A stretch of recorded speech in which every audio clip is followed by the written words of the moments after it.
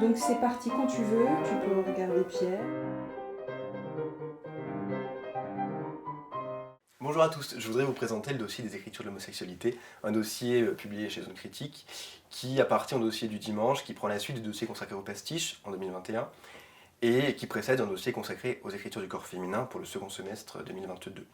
Donc un dossier qu'on a voulu concentrer autour de la question de l'homosexualité masculine, mais pour s'extraire d'une vision un peu trop littérature queer, qui pour nous est connotée trop politiquement, et on voulait vraiment s'attacher à quelque chose de poétique, de littéraire, et se concentrer uniquement sur le talent, disons, de l'écriture de ces auteurs-là. Et donc on est parti évidemment sur d'André Gide, pour arriver jusqu'à par exemple Guillaume Dustan, qui est mort il y a quelques années, pour essayer de dresser un panel comme ça, non pas chronologique et qui serait une espèce d'histoire de cette littérature-là, mais plutôt des épiphanies d'une écriture qui s'appuie sur un désir tu, voire marginalisé pendant une longue période, et voir comment ces auteurs, par le biais de l'écriture, tentent de faire émerger une parole, disons, un peu singulière, toujours un peu autonome par rapport à ce qui se fait dans leur époque. C'est un dossier qui donne la voix à de nombreux rédacteurs, des rédacteurs qui sont scientifiques, universitaires, des rédacteurs qui ne le sont pas du tout. C'est donc un dossier qui a vraiment un spectre assez large et assez intéressant, assez riche, avec des sensibilités très différentes, tant par ses rédacteurs que par les sujets qu'il traite évidemment. Et donc le but était vraiment de cibler des auteurs très connus, souvent, mais pour de mauvaises raisons, pour des raisons un peu trop médiatiques. Je pense par exemple à Guillaume Dustan, qui est souvent connu pour être un auteur plutôt tapageur, pour avoir fait n'importe quoi sur un plateau télé avec Ardisson. Et on voulait vraiment revenir à l'écriture de Dustan, dont les œuvres complètes sont rééditées en ce moment chez POL. Le troisième volume sortira l'année prochaine sans doute,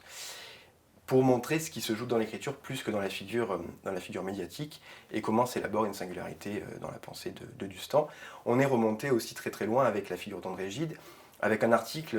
assez sensible de Frédéric Canova, qui est professeur à l'université d'Arizona, qui est parti du Corridon, le fameux Corridon d'André Gide, pour montrer comment est-ce que Gide définit l'uranisme, donc cette espèce de vision de l'homosexualité de l'entre-deux-guerres, qui est assez sensible chez Gide, et qui le marginalise forcément par rapport à d'autres textes pour lesquels il est beaucoup plus connu, comme une nourriture terrestre, ou comme le voyage en URSS. Frédéric Canovas, à qui on doit également un très bel article sur l'écrivain Yves Navarre, écrivain qui a eu le prix Goncourt en 1980, écrivain qu'on connaît étrangement peu aujourd'hui, malgré une réédition importante de ses œuvres, dans des volumes assez conséquents, dans de très beaux volumes.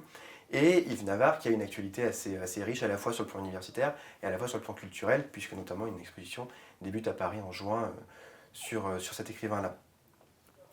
Mais on a aussi des auteurs qui se sont emparés, par exemple, avec beaucoup d'humour, du très connu Roland Barthes. Donc Claude Coste, qui est professeur à l'université de Cergy-Pontoise, est parti de la figure de Roland Barthes, qu'on connaît tous pour de nombreuses raisons, mais sans doute assez peu pour cette question de l'homosexualité. Et donc il a essayé de montrer comment une espèce d'intuition un peu mondaine du goût de l'homme se dessine dans l'écriture de Roland Barthes, dans une écriture évidemment en filigrane, puisqu'on connaît assez peu Roland Barthes pour ses textes disons, à portée littéraire, mais plus pour ses textes théoriques,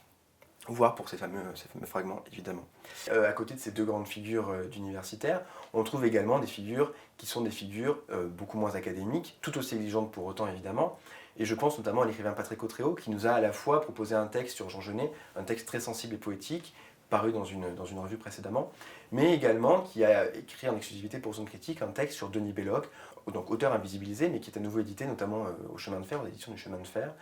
Et Patrick Autréault tente de montrer comment est-ce que Denis Belloc se sert de l'écriture pour, disons, décharger une tension intime, certes liée à son homosexualité, mais qui est une tension intime qui est propre à tout un chacun, qui est une tension ontologique, spirituelle, intellectuelle, psychique, disons,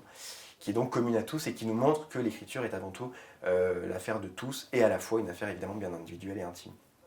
Et donc ce qui est assez charmant, par exemple, dans les textes d'Autréault notamment, c'est qu'il va croiser une plume poétique qui est la sienne à la plume poétique de ses auteurs, alors que vous avez dans des textes un peu plus universitaires qui ne sont pas pour autant scientifiques, une plume qui est encore une fois différente. Et donc le dossier offre un panel d'écriture tout aussi varié que les différents auteurs, que la pluralité d'auteurs dont il rend compte. Vous avez évidemment des textes sur des auteurs qui sont beaucoup plus connus, notamment l'auteur Hervé Guibert, qui nous est présenté par Arnaud Guénon. Arnaud Guénon qui est un des spécialistes connus d'Hervé Guibert évidemment, et il s'est attaché dans cet article à se défaire un peu de l'actualité très très riche de Guibert pour revenir à une unité de Guibert un peu plus intime, à ce qui, dans l'écriture de Guibert, le fait singulier, le rend singulier et nous le rend de fait beaucoup plus sensible et beaucoup plus nu, disons. que le travail universitaire qu'il concerne aujourd'hui. Et vous trouverez dans cette série toute une suite d'auteurs assez peu connus ou parfois marginalisés, notamment Pierre Herbart, qui était un intime d'André Gide, mais aussi Mathieu Riboulet, évidemment, qui nous a quittés il y a quelques années. Le fameux Tony Duvert, qui vous est présenté de manière un petit peu différente dans un entretien avec l'écrivain Gilles Seban. On essaie de,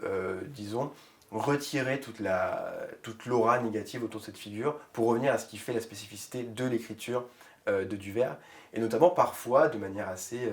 étonnante, un Duvert moraliste, un Duvert très sensible à l'écriture XVIIemiste, et donc un Duvert profondément littéraire et attaché à la littérature française. Voilà, donc je vous invite à découvrir ce panel d'auteurs et surtout ce panel d'écriture sur le site de Zone Critique et dans ce très très beau dossier des écritures de l'homosexualité masculine.